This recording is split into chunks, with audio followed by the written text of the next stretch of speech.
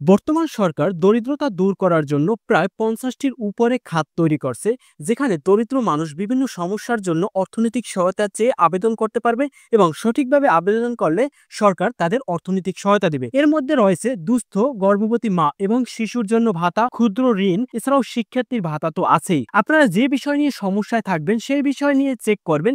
যদি সেই বিষয় নিয়ে আপনারা আবেদন করতে পারেন, তাহলে আপনারা কিন্তু ওই ভাতাটা পেতেও পারেন। তো আজকের এই ভিডিওতে আমি দেখাবো আপনারা সঠিক নিয়মে মোবাইলের মাধ্যমে এই সকল অর্থনৈতিক সহায়তার জন্য আবেদন করতে পারবেন। তো এই সকল সহায়তা আবেদনের জন্য আমাদের প্রথমে একটা অ্যাকাউন্ট ক্রিয়েট করতে হবে। যদি একটা অ্যাকাউন্ট ক্রিয়েট করেন, অ্যাকাউন্ট খোলার পর আপনি ওই অ্যাকাউন্ট দিয়ে যে কারো আবেদন করতে পারবেন। তো অ্যাকাউন্ট ক্রিয়েট করার জন্য আমরা সরাসরি চলে যাব ক্রোম ব্রাউজারে। পর এখানে সার্চ অপশনে আমরা লিখবো mygov.bd, সার্চ দিয়ে দেবো। উপরে দেখুন আছে লগইন, এটার উপরে ক্লিক দেবো। এখানে আমাদের কয়েকটা অপশন দিচ্ছে, আমরা নাগরিক লগইন এটার উপরে ক্লিক দেবো। তো এখানে অ্যাকাউন্ট ক্রিয়েট করার জন্য আমরা মোবাইল নাম্বারও ব্যবহার করতে পারি অথবা জিমেলও ব্যবহার করতে পারি। তো আমি মূলত এখানে জিমেল ব্যবহার করব, কারণ জিমেলে কোডটা তাড়াতাড়ি আসে। সেক্ষেত্রে ইমেলের উপরে ক্লিক দিয়ে নিচে রেজিস্ট্রেশন করুন এই বাটনটার উপরে ক্লিক দেবো। দেওয়ার পর এখানে আমরা ইমেলটা দিয়ে দেবো আমাদের, এগিয়ে যান এটার উপরে ক্লিক দেবো, সাথে সাথে আমাদের ইমেলে একটা কোড চলে যাবে। সেক্ষেত্রে সরাসরি আমরা ইমেলে চলে যাব, তারপর 3 ডট এটার উপরে ক্লিক দেবো, নিচে স্প্যাম এটার উপরে ক্লিক দেবো। এখানে দেখুন ইমেলটা চলে আসছে। এই ইমেলে আমাদের কোড দিয়ে দিয়েছে, কোডটা কপি করে নিব, কপি করে সরাসরি এখানে আমরা পেস্ট করে দেবো।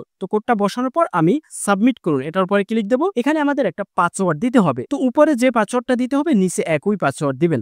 অবশ্যই 8 সংখ্যার একটা ভালো পাসওয়ার্ড দিবেন, যেন মনে থাকে, পরবর্তীতে অ্যাকাউন্টটা লগইন এর ক্ষেত্রে এটা দরকার হবে। আমি এখানে নতুন পাসওয়ার্ড এবং পুনরায় নতুন পাসওয়ার্ড এটা দিয়ে পাসওয়ার্ড হালনাগাদ করে এটার উপরে ক্লিক দেবো। সাথে সাথে আমার পাসওয়ার্ড সেট হয়ে যাবে এবং আমার অ্যাকাউন্ট ক্রিয়েট করা কমপ্লিট হয়ে যাবে। তো এখন আমাদের এই অ্যাকাউন্টটা লগইন করতে হবে।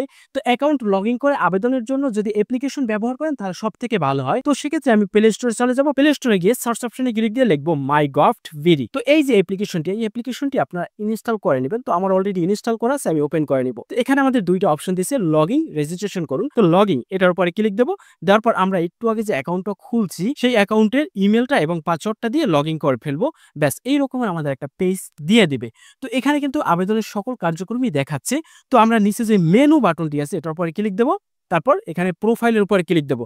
দেওয়ার পরে এই রকমের আমাদের মোবাইল নাম্বার সহ প্রোফাইলটা চলে আসবে।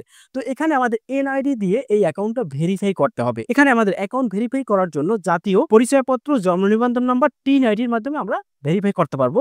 তো সব থেকে ভালো হয় জাতীয় পরিচয়পত্রের মাধ্যমেই করাটা। তো সেক্ষেত্রে জাতীয় পরিচয়পত্র এটার পরে ক্লিক দেবো। এখানে আমাদের এনআইডির জন্ম তারিখটা এবং এনআইডি কার্ডের নাম্বারটা দিয়ে হালনাগাদ ও যাচাই করে এটার উপরে ক্লিক দেবো। ক্লিক দেওয়ার সাথে সাথে একটু লোড নিয়ে আমাদের কিন্তু এটা হালনাগাদ হয়ে যাবে। নিচে আমাদের কিছু তথ্য অ্যাড করতে হবে। তো এখানে যদি আমি নিচে যাই, এখানে আমার এনআইডি কার্ড অনুযায়ী নাম, ডিটেলস সকল কিছু এসে গেছে। তো এখানে যে বাংলায় পিতার নাম, বাংলায় মাতার নাম, যাবতীয় বাকি যে তথ্যটা এটা আমাদের দিতে হবে। তো এগুলো আমি দিয়ে নিলাম। দিয়ে নিয়ে আমি অ্যাকাউন্টটা হালনাগাদ করুন এটার উপরে ক্লিক দেবো। ক্লিক দেওয়ার সাথে সাথে অ্যাকাউন্টটা কিন্তু আমার ভেরিফাই হয়ে যাবে। যখন অ্যাকাউন্টটা আপনার ভেরিফাই হবে তখন অ্যাকাউন্টের পাশে ব্লু টিক মার্ক থাকবে, সেটা অবশ্যই আপনারা খেয়াল রাখবেন। যদি ব্লু টিক মার্ক না থাকে তাহলে আপনার অ্যাকাউন্ট ভেরিফাই হয় নাই মনে করবেন। তো অ্যাকাউন্ট ভেরিফাই হওয়ার পর কিন্তু এখানে আবেদন করতে হবে। তো আমার অ্যাকাউন্ট অলরেডি ভেরিফাই হয়ে গেছে। তো আমি এখান থেকে এখন যে কোনো সরকারি অনুদানের জন্য আবেদন করব। সেক্ষেত্রে এখানে কিন্তু অনেক তথ্য আলাদা আলাদা দেওয়া আছে। সকল সেবা ক্যাটাগরি দেখুন, এখানে ক্লিক দিলে আরো তথ্য বের হবে। তো আমি যেহেতু অনুদানের জন্য আবেদন করব, সেক্ষেত্রে অনুদান ও ভাতা এটার উপরে ক্লিক দেবো। দেওয়ার সাথে সাথে এখানে কিন্তু আমাদের ভাতার কার্যক্রমগুলো যে কয়টা আছে সব কিন্তু এসে যাবে। যদি এখান থেকে আপনার যে ভাতাটা খুঁজতে চাচ্ছেন সেটা যদি না পান তাহলে ব্যাক দিবেন। ব্যাক দিয়ে এখানে সার্চ অপশনে ক্লিক দিয়ে আপনারা আপনাদের যে কাঙ্ক্ষিত ভাতাটি চাচ্ছেন সেটা আপনারা সার্চ দিয়ে খুঁজে নেবেন। তো আমি ব্যাক দেবো। এখন অনুদান ভাতা এটার উপরে ক্লিক দেবো। দেওয়ার পর একটু নিচে চলে যাব। এখান থেকে আমি একটা আবেদন করে আপনাদের দেখাবো। সেক্ষেত্রে এখানে দেখুন লেখা আছে অসচ্ছল হিন্দু ধর্মাবলম্বীদের ছাত্রছাত্রীর বৃত্তি প্রদান। তো এটার উপরে ক্লিক দেবো। দেওয়ার পরে কিন্তু এখানে আমাদের কি কি কাগজপত্র লাগবে এবং কিভাবে আবেদন করতে হবে এ টু জেড তথ্য এখানে দিয়ে দিছে। যেমন এখানে এটা আবেদন করার জন্য আমাদের প্রধান শিক্ষক কর্তৃক প্রত্যয়নপত্র দরকার হবে, আর কোনো কাগজপত্র দরকার হবে না। আপনারা যদি অন্য কোনো জায়গায় আবেদন করেন সেক্ষেত্রে কি কি কাগজপত্র দরকার হবে সেটা কিন্তু এখানে লেখা থাকবে। অবশ্যই সেই কাগজপত্রগুলো আপনার আগে সংগ্রহ করে নিতে হবে। আর এখানে যে কাগজপত্রগুলো আছে এগুলো অবশ্যই আপনারা আগে মোবাইল দিয়ে ছবি তুলে নেবেন। যেমন এই আবেদনটি আমি করব, আবেদনের আগে কিন্তু আমি প্রধান শিক্ষক কর্তৃক প্রত্যয়নপত্র স্কুল থেকে সংগ্রহ করে আমি এই মোবাইল দিয়ে ছবি তুলে রাখছি। এখন আমি আবেদন করব। কারণ এখানে আমাদের ছবি আপলোড দিতে হবে। তো আবেদন করার জন্য এখানে বিস্তারিত তথ্য আছে। আপনারা যেটা করবেন সেটা আপনারা পড়ে নিবেন। তো এখন আমি এখান থেকে একদম নিচে চলে যাব। এখানে এগিয়ে যান, এই বাটনটার উপরে ক্লিক দেব। দেওয়ার পরেই কিন্তু এখানে আমাদের একটা ফর্ম দিয়ে দিয়েছে। এখন আমাদের এই ফর্মটা পূরণ করতে হবে। তো ফর্ম পূরণ করার জন্য উপরে দেখুন আমাদের ৩ টা তথ্য দিতে বলছে। এখানে নিচে যে বাছাই করে এটার উপরে ক্লিক দেব। দেওয়ার পর এখানে একটা অপশন আছে, এটার উপরে ক্লিক দেব। তারপর উপরে যেটা আছে বাছাই করুন এটার উপরে ক্লিক দিয়ে আমরা এখানে ২ টা অপশন পাচ্ছি। এখানে আমরা যে এই ভাতাটা এটা কিসের মাধ্যমে চাচ্ছি? সরকারি কোনো প্রকল্প অথবা প্রোগ্রাম থেকে নাকি কোনো সংস্থা থেকে? তো আমরা চাচ্ছি কোনো প্রকল্প থেকে এই ভাতাটা আমরা যেন পাই। যেমন হিন্দুদের হিন্দু ধর্ম মন্ত্রণালয়ে অনেক প্রকল্প থাকে, সেই প্রকল্প অধীন এই ভাতাটি প্রদান করবে তারা। তো আমি এখানে প্রকল্প দিয়ে দিছি। তারপর এখান থেকে নিচে চলে যাব। এখানে কিন্তু আমার অলরেডি প্রোফাইলে যে নামগুলো সেই নামগুলো চলে আসছে। তো এই নামগুলো কেটে আপনি যার আবেদনটা করতে চাচ্ছেন তার নামগুলো দেবেন। তারপর এখানে বর্তমান ঠিকানা, স্থায়ী ঠিকানা এবং অভিভাবকের মাসিক আয় A to Z এখানে তথ্য দিতে হবে। এবং এছাড়াও এখানে দেখুন টাকা পাঠানোর মাধ্যম, এখানে আপনারা কিসের মাধ্যমে টাকা নিতে চাচ্ছেন? তো আমি বিকাশ সিলেক্ট করে দিছি।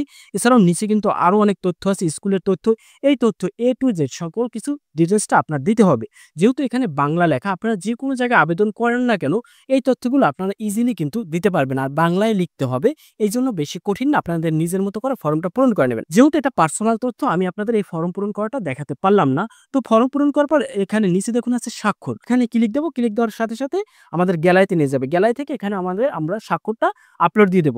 তারপর এখানে সংযুক্তি শুধুমাত্র একটা আছে, প্রধান শিক্ষক কর্তৃক প্রত্যয়নপত্র। এটাও আমরা একই ডাউনলোড বাটন আছে, এটার উপরে ক্লিক দেব। দেওয়ার পর সাথে গ্যালারিতে নিয়ে যাবে। গ্যালারিতে গিয়ে আমরা এখানে আমাদের প্রত্যয়নপত্রটি আপলোড করে দেব। আপলোড করার পর নিচে দেখুন আছে আবেদন করুন। এটার উপরে ক্লিক দেব। ক্লিক দেওয়ার সাথে এই আবেদনটি কিন্তু কনফার্ম হয়ে যাবে। এখানে কিন্তু আমাদের আবেদন প্রক্রিয়ার চক্র দিয়ে দিছে। প্রথমে আবেদন তারা গ্রহণ করছে, তারপর কার্য চলমান, তারপর নিষ্পন্ন। আপনি আবেদন করার পর আপনি নিজেই কিন্তু দেখতে পারবেন আপনার এই আবেদনটি সরকারিভাবে অ্যাকসেপ্ট করা হয়েছে কিনা। যদি অ্যাকসেপ্ট করা হয় তাহলে অবশ্যই আপনারা এই ভাতাটি পাবেন। তো এটার অ্যাকসেপ্ট করার মাধ্যম হচ্ছে আপনারা যে প্রতিষ্ঠান থেকে আবেদনটা করছেন সেই প্রতিষ্ঠানের যে প্রত্যয়নপত্রটা দিয়েছেন সেখানে তো আপনার নাম্বার দেওয়া আছে প্রতিষ্ঠানের। সেই নাম্বারের মাধ্যমে প্রতিষ্ঠানে যোগাযোগ করবে। আপনি যদি মেধাবী হন এবং সচ্ছল হন, যাচাই করার পর এটা তারা ভাতাটা অ্যালাউ করবে। আপনাদের আর কোনো কাজ নাই।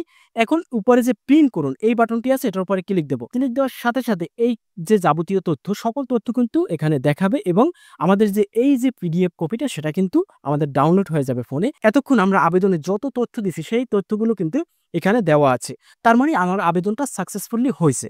তো এখন আমাদের যদি যাবতীয় যে তথ্য দিলাম সেই তথ্য যদি 100% থাকে তাহলে আমরা ভাতা পাওয়ার যদি উপযুক্ত হই তাহলে আমাদের যে নাম্বার দেওয়া হয়েছে নগদ বিকাশ সেই নাম্বারের মাধ্যমে টাকাটি প্রদান করা হবে।